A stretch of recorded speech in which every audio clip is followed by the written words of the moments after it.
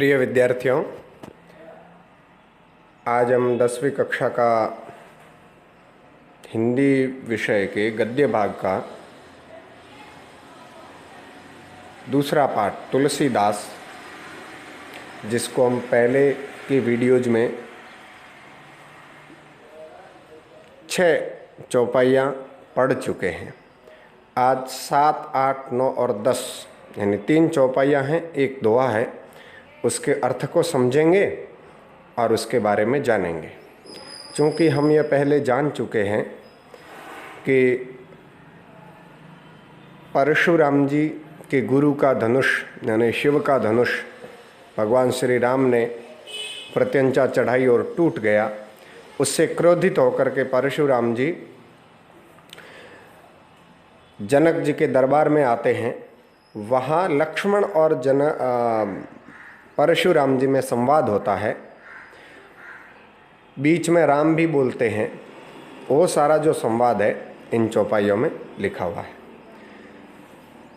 छुअत टूट रघुपति हुन दोषु, मुनि बिनु काज करिय कतरोसु। छुअत टूट रघुपति हुन दोषु, मुनि बिनु काज करिय कतरोसु। बोले चितई परसु की ओरा, रे सठ सुने ही सुभाव न मोरा। ये मैंने एक राग बोली है, पहले और भी राग आपको बताई थी। छुअत टूट रघुपति हुन दोषु, मुनि बिनु काज करिय कतरोसु। बोले चितई परसु की ओरा, रे सठ सुने ही सुभाव न मोरा। आप इसको रोक करके गाने का प्रयत्न कीजिए। तो लक्ष्मण जी उनको समझाते हुए कहते हैं परशुराम जी को कि धनुष कैसे टूटा। छुअत टूट रघुपति हुन दोषु। छुअत यानी छूने से टूटा है। उसमें रघुपति हूँ यानी रघुपति का। रघुपति कौन? रघुकुल का जो स्वामी है भगवान श्री राम। वो कहते हैं छुअत टूट रघुपति हूँ न दोषु। दोष होता है ना, दोष कि भगवान राम का दोष नहीं है, यह धनुष तो छूने से टूट गया, ऐसा लक्ष्मण जी कहते हैं। मुनि किसको कहा यहाँ? परशुराम जी को। बिनु काज, बिना कारण, यहाँ आएगा बिना कारण, बिना किसी कारण के। करिय कत रोसु, रोसु यानी रोष, रोष यानी गुस्सा। बिना किसी कारण के आप गुस्सा क्यों कर रहे हैं मुनिवर?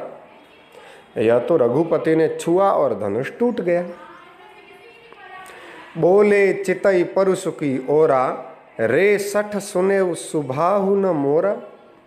अब परशुराम जी बोले चितई यानी देख करके या अपनी नज़र उधर डाल करके। किधर?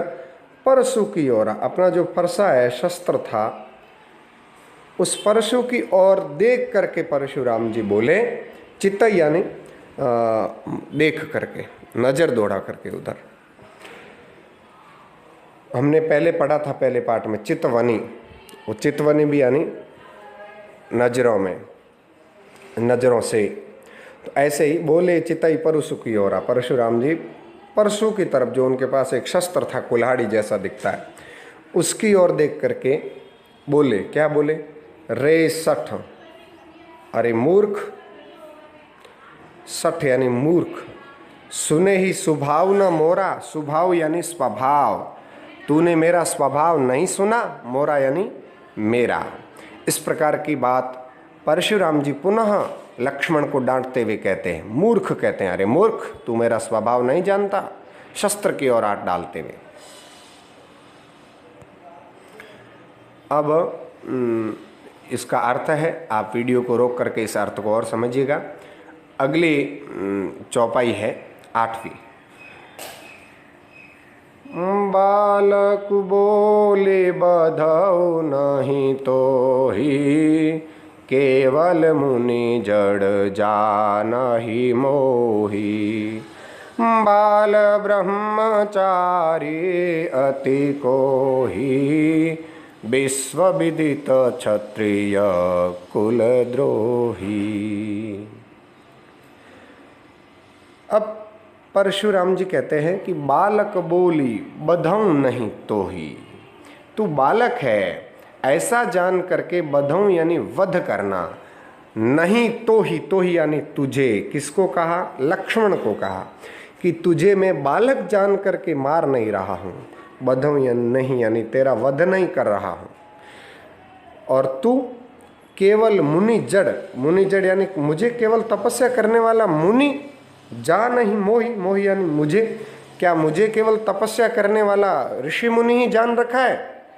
खबरदार, मैं कौन हूं वो बताते हैं। बाल ब्रह्मचारी अति कोही, मैं बाल्यकाल से ही ब्रह्मचर्य का पालन करने वाला हूँ। भोग विलास में जो नहीं डूबता है वो ब्रह्मचर्य का पालन कर रहा है, ऐसे परशुराम जी कहते हैं मैं बाल ब्रह्मचारी हूँ।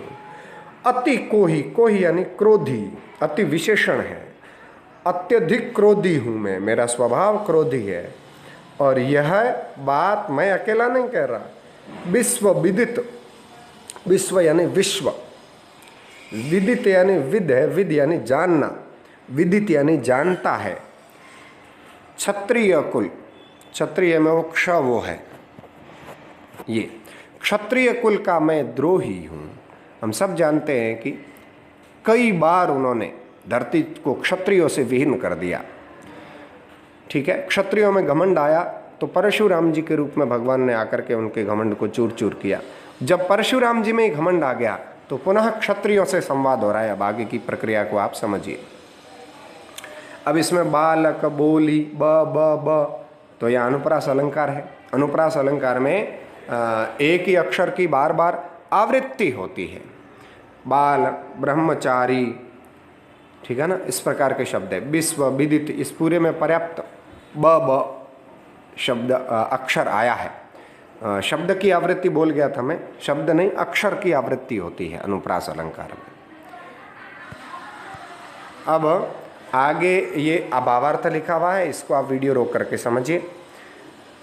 9वीं ये चौपाई है, इसमें भी देखना आप, शुरुआत में लिखा है भुज बल भूमि भूप बिनु कीनी भ भ भ, यानी भ वर्ण की आवृत्ति है, इसलिए अनुप्रास अलंकार है, ठीक है ना। विपुल बार मही देव, विपुल बार ब ब, ब वर्ण की आवृत्ति है इसलिए भी अलंकार है, समझिए।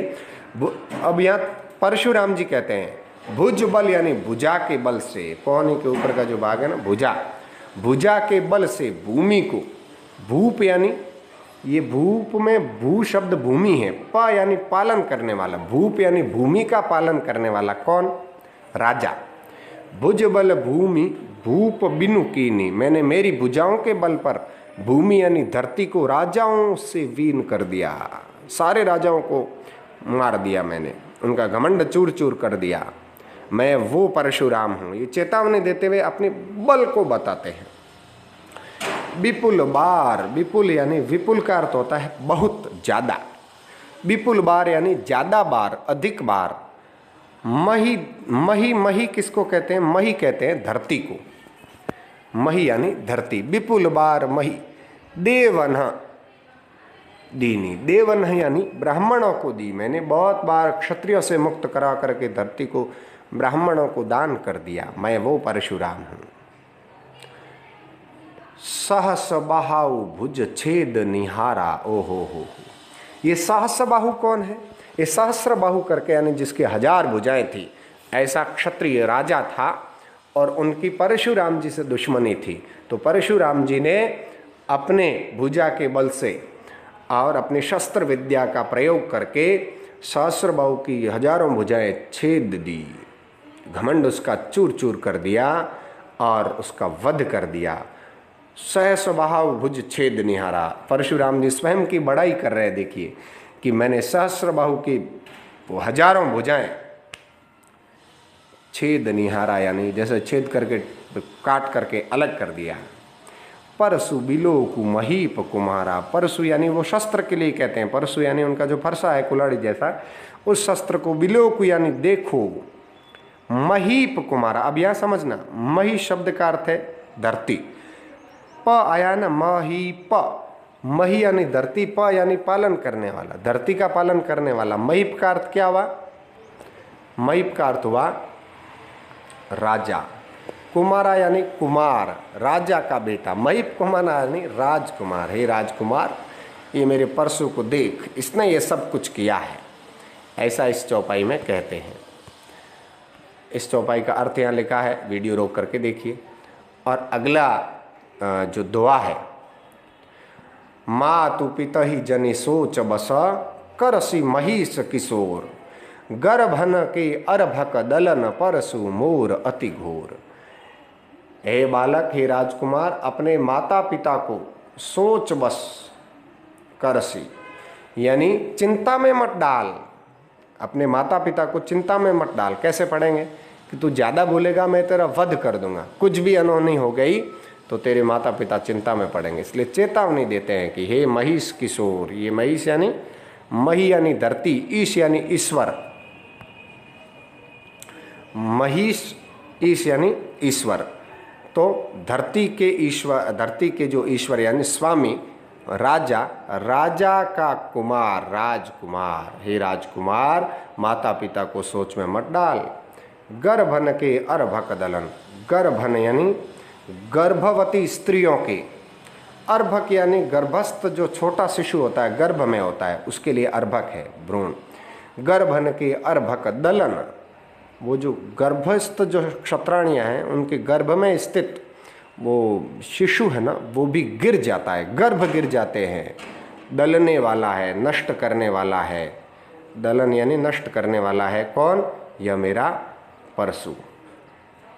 मोर यानी मेरा, अति घोर, अति भयानक है परशु। इसकी विशेषता परशुराम जी बताते हैं। आगे इसका ये अर्थ लिखा है, वीडियो रोक करके लिख लीजिए। गृह कार्य भेजूंगा, उन प्रश्नों के उत्तर भी छांट करके लिखने हैं।